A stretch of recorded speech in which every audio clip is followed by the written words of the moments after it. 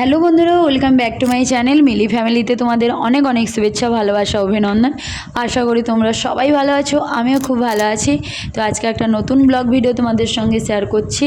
তো তোমরা অবশ্যই প্রথম থেকে শেষ পর্যন্ত দেখার চেষ্টা করবে, কেউ স্কিপ করবে না। আর ভালো লাগলে কি করবে তোমরা তো জানোই, অবশ্যই একটু লাইক করবে, শেয়ার করবে, সাবস্ক্রাইব করবে আর পাশে থাকা বেল আইকন বাটনে ক্লিক করে নিও, তাহলে আমার ভিডিও সবার প্রথম তোমাদের কাছে পৌঁছে যাবে। তো চলো শুরু করা যাক তাহলে। তো সকালে সবাইকে গুড মর্নিং জানিয়ে তোমাদেরকে নিয়েই হচ্ছে সকাল থেকে ব্লগ ভিডিওটা শুরু করছি। তো সকালে ঘুম থেকে উঠে পড়েছি, চা বিস্কিট খেয়েছি। তারপরে প্রতিমাদি বললো চলো শাক তুলে নিয়ে আসি। তো এসে আমি টুকটাক একটু ভিডিও করছিলাম আর ও শাক তুলছিল। কেমন দেখতে মদরাঙ্গা শাক নাকি? ও, এইগুলোকে বলে? আচ্ছা আচ্ছা, চলো তুলে নাও। আবির যে কি সব শাকের নামটাম বলে, তুলে নিয়ে আসে। তো বললাম চিকেন। ও, আম পড়েছে, বাবা সে আম গুড়ি নিয়ে এসছে। হ্যাঁ,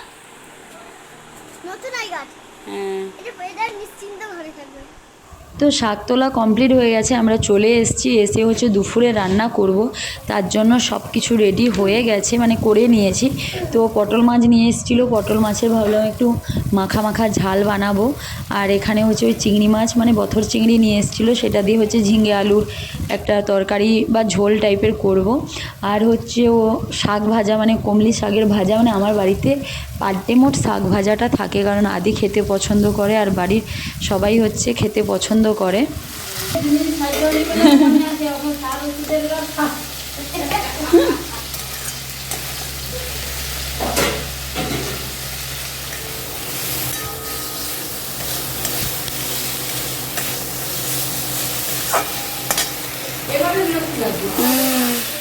তো ওইদিকে হচ্ছে চিংড়ি মাছ আর মানে ওই ঝিঙে আর চিংড়ি মাছ দিয়ে ঝোলটা হয়ে গেছে। তো পটল মাছের ঝালটা করব বলে মশলাটা কষছিলাম। তারপরে হচ্ছে ওই সকালে একটু টিফিন করলাম, একটু মশলা মুড়ি বানিয়েছিলাম, জানো তো, ওই বিট গাজর শসা এগুলো দিয়ে একটু বানিয়েছিলাম, সবাইকে দিলাম আর আমি নিজেও খেলাম।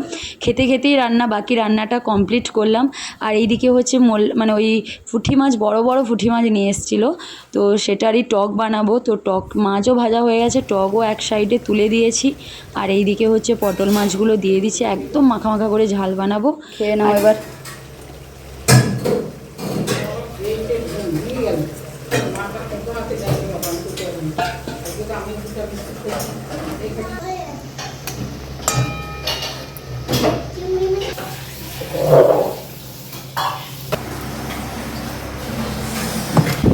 বাবা রে কি গরম রে, এক্ষুনি পড়ে যেত বাবা।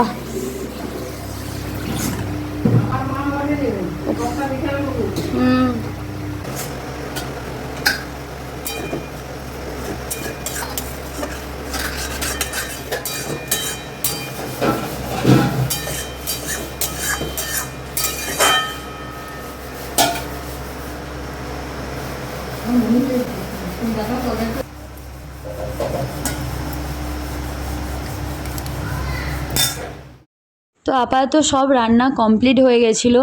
তো কি রান্না করেছি আজকে দুপুরে তো দেখাবো ভাবছিলাম, কিন্তু পুরো রান্না কমপ্লিট মানে দেখাতে পারিনি, কারণ আদি বাড়িতে ছিল। আর আদি থাকলে তোমরা তো জানো ও কিছুই করতে দেয় না আমাকে, পুরো পাগল করে দেয়। তো যাই হোক, আমি এখানে হচ্ছে ওই ডুমো ডুমো করে আলু ভেজেছিলাম, পেঁয়াজ দিয়ে লাল লঙ্কার গুঁড়ো দিয়ে একটু ভাজা করেছিলাম। আর ঝিঙে চিংড়ি মাছ দিয়ে হচ্ছে ঝোল করেছিলাম। হচ্ছে পটল মাছের মাখা মাখা একদম ঝোল, মানে মাখা মাখা ঝালই করেছিলাম, সরষে বাটা বাদ দিয়ে কিন্তু। আর এটা হচ্ছে বড় বড় পুঁটি মাছ, জানো তো, বীজ আছে একদম, বীজ মানে ডিম ভর্তি একদম, সেটা টক বানিয়েছিলাম। আর কমলি শাকের ভাজা হয়েছিল। আর হচ্ছে পুঁই ডাঁটা, বেগুন, আলু, চিংড়ি মাছ দিয়ে হচ্ছে ঝাল হয়েছিল। আর এটা হচ্ছে আদির জন্য, সব লঙ্কা বাদ দিয়ে ওর জন্য রাখা হয়েছে, কারণ ও তো লঙ্কা খেতে পারে না। আর হচ্ছে অল্প করে একটু কুমড়োর ঘন্ট বানিয়েছিলাম, বাস এইগুলোই কমপ্লিট করেছিলাম। আর হচ্ছে আমার ওই টিফিন খাওয়া কমপ্লিট হয়ে গেছে। এরপরে হচ্ছে আমি আর আদি করে হচ্ছে স্যালাডটা খাবো, তার জন্য এখানে কেটে রেখেছি, একটু পরেই খাবো। ওকে হচ্ছে গ্রিন অ্যাপেলটা দেবো আর আমিও একটু খাবো। তো ওই স্লাড আর গ্রিন অ্যাপেলটা খেয়ে হচ্ছে তারপরে টুকটাক কাজ ছিল সেগুলো কমপ্লিট করলাম। করে দেখলাম জানো তো সকাল থেকে রোদ হয়েছে, তারপরে একটু পরেই দেখলাম যে একদম কালো হয়ে মেঘ হয়ে গেছে একদম। সেটা দেখার জন্য এবার আমি পিসিমণি আর পুচকু করে গেলাম হচ্ছে ছাদে। গিয়ে সেখানে এত সুন্দর বাতাস, মানে ঘেমে একদম একাকার কাণ্ড হয়ে গেছিলো। তো ওখানে গিয়ে অনেকক্ষণ ওইখানেই টাইম কাটালাম ছাদে। দারুণ একদম অসাধারণ পুরো বাতাসটা। আমি তো বাতাসটা হলেই উপরে ছাদে আসি, নয়তো একদমই আসি না, কারণ রোদে একদম চচ্চড়া হয়ে যাবো, সেই জন্য একদমই আসি না। একটু বাতাস হলেই আমি এসে আপাতত ছাদে এসে একটু ঘোরাঘুরি করলাম, ভিডিও করলাম, এইসব করে আবার নিচে যাই। সেই ধারে পুরো মেঘটা পুরো একদম ঢেকে যাচ্ছে পরপর, আর হালকা হালকা ঘুরি ঘুরি বৃষ্টিও হচ্ছে। জুতো পরে চলে এসছো? এই যে দেখো না জুতো পরে। ইস উঠে পড়, এ বাবা উঠে পড়। বৃষ্টি পড়ছে আদি। আচ্ছা তাই নাকি বাবা? কি করছে? কোথায় তুই বলতো? চুল টুল গেল সব। আমার চুল টাইট হয়ে আছে। করছে দেখো কি করছে দেখো বাঁদর। উপরে কাজটা হয়ে গেছে বেশ, এই জন্য বেশ দারুণ লাগছে। উপরে পুরো কাজটা ফিনিশিং হয়ে গেছে, ওই ধারটাও হয়ে গেছে, এই ধারও হয়ে গেছে, ওই সাইডটাও হয়ে গেছে, এই যে এটাও পুরো হয়ে গেছে। ব্যাক ক্যামেরা লাগবে না, দিয়ে দাও না। বৃষ্টি পড়ছে আদি, বৃষ্টি পড়ছে, চল চলে যাই। না হাত দিও না, চলে এসো চলে এসো। হ্যাঁ চলে এসো। না বন্ধ আছে।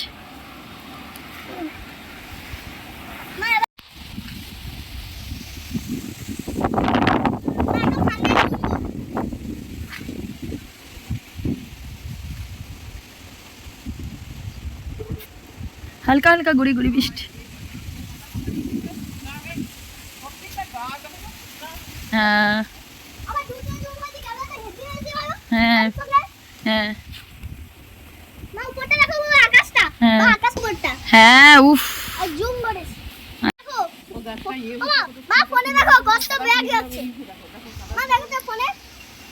দেখেছি তুই কথা কম বলতে, এত কথা বলিস না। চল এবার চলে যাই, চল নাকি? না না চল চলে যাই।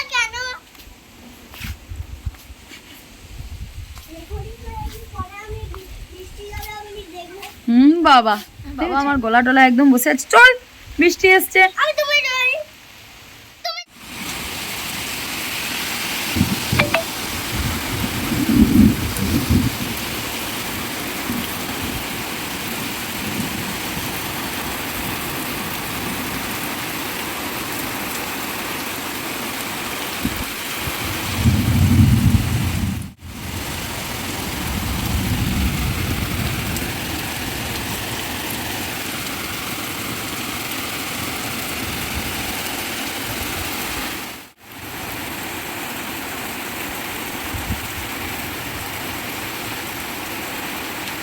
তো ছাদ থেকে হচ্ছে নামতেই হচ্ছে মানে সেই অঝোরে বৃষ্টি হচ্ছে। আমি আবার এসে আমার রুমের হচ্ছে কাঁচটা খুলে হচ্ছে আমি বৃষ্টিটা অনেকক্ষণ ধরে দেখলাম, টুকটাক ভিডিও করলাম। এত মানে ওখানে থাকলে তো পুরো ভিজেই যেতাম, নামতেই একদম স্যাট করে বৃষ্টিটা চলে এসছে।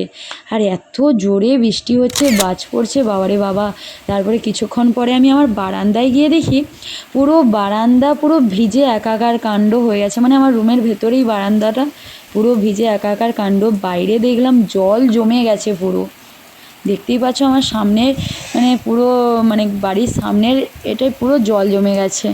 এত জল মানে বৃষ্টি হচ্ছিল, বাজ পড়ছিল ওই দিন বাবা।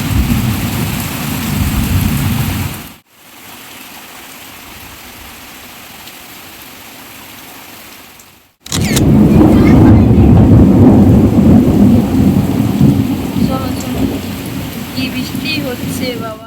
তো আদিকে হচ্ছে ঘুম পাড়িয়ে দিয়েছিলাম, কারণ ও প্রচুর ভয় পাচ্ছিল, কারণ ও হচ্ছে বাজ পড়লে ও প্রচুর ভয় পায়। তো ওকে একটু ঘুম পাড়িয়ে তারপরে আমিও একটু রেস্ট নিলাম। রেস্ট নেওয়ার পরে হচ্ছে বিকেলে উঠে হচ্ছে বৃষ্টি কমলো। আর বাঙালি মানেই হচ্ছে বৃষ্টি ওয়েদার মানে পকোড়া চপ হবে না সেটা কোনো দিন হয় বলো তো? তো কার কার বাড়িতে এইভাবে বৃষ্টি ওয়েদারে পকোড়া চপ মানে সব রকম তেলে ভাজা হয় আমাকে অবশ্যই কমেন্ট করে জানাবে। তো আমিও আর ওই দিন বাড়িতে বানাইনি, বাজার থেকেই নিয়ে এসেছিলাম। ডিমের চপ নিয়ে এসেছিলাম, লঙ্কার চপ আর এমনি চপ, পেঁয়াজি, ফুলরি, মানে যত রকম, বেগুনি, অনেক রকম ভেজিটেবল চপ, মানে 6-7 রকমের চপ নিয়ে এসে খেয়েছি ওই দিন বৃষ্টি ওয়েদারে, মানে সবাই মিলেই খেয়েছি। তো তারপরে হচ্ছে রাতে রান্নাটা করছিলাম। আর আজকে একটা দারুণ রান্না করব ভাবলাম যে একটা একটু অন্যরকম বানানো যেতেই পারে, কারণ ডিমের ঝোল, সেই ডিমের ঝোল আর ভাল লাগছিল না, এই জন্য ভাবলাম একটু অন্যরকম বানানোর চেষ্টা করি। তো তেলটা অল্প করে দিয়েছিলাম, দিয়ে হচ্ছে ডিমটা ও ছেড়ে যেমন পোচ বানাও হালকা একটু অল্প করে একটু নুন দেবে, আবার বেশি নুন দেবে না ডিমে, অল্প করে নুন দিয়ে পোচ যেমন ভাজি সেইভাবে ভেজে নিয়েছি, সবগুলো ভেজে নিয়েছি। ভেজে নেওয়ার পরে হচ্ছে মশলাটা কষে নেব। আর এটা হচ্ছে ডবল কুসুম ছিল, দেশি ডিমের পাতা। তো প্রায় আমার ডবল কুসুমই আসে, দেশি ডিমের পাতাই নিয়ে আসা হয়।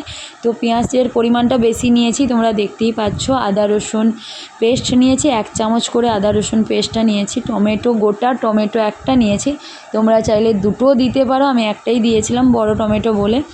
তো একটু ভালো করে মশলাটা কষে নিয়েছিলাম। তারপরে হচ্ছে একটু বাটিয়ে জল নিয়েছি, নিয়ে হলুদ গুঁড়ো 1 চামচ, লঙ্কার গুঁড়ো, ঝাল লঙ্কার গুঁড়ো 1 চামচ, কাশ্মীরি গুঁড়ো লঙ্কা 1 চামচ, ধনে গুঁড়ো 1 চামচ, জিরে গুঁড়ো 1 চামচ আর গরম মশলার গুঁড়ো হচ্ছে 1 চামচ দিয়ে আমি জলটা করে রেখেছি। এর ওপরে আমি একটু স্বাদ অনুযায়ী নুন চিনি দিয়ে দিচ্ছি, দিয়ে আবারও একটু মশলাটা কষে নেব। দেওয়ার পরে হচ্ছে জল যে করে রেখেছি সেটাই এর মধ্যে দিয়ে ভালো করে এবার একটু কষে নেব।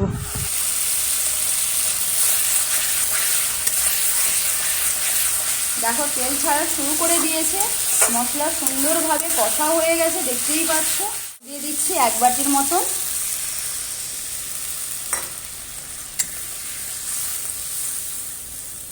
হাফ চামচের মতন একটু গরম মশলা অ্যাড করছি। তো ভেজে রাখা ডিমগুলো এর মধ্যে দিয়ে দিচ্ছি।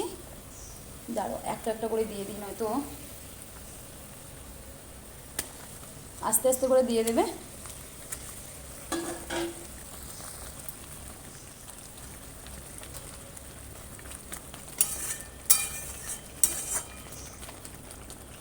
দেখতেই পাচ্ছ কেমন এসছে দেখতে, এখানে কড়াতেই কেমন এসছে। এটা তোমরা চাইলে একটু জুসও করতে পারো বা গ্রেভিও খেতে পারো।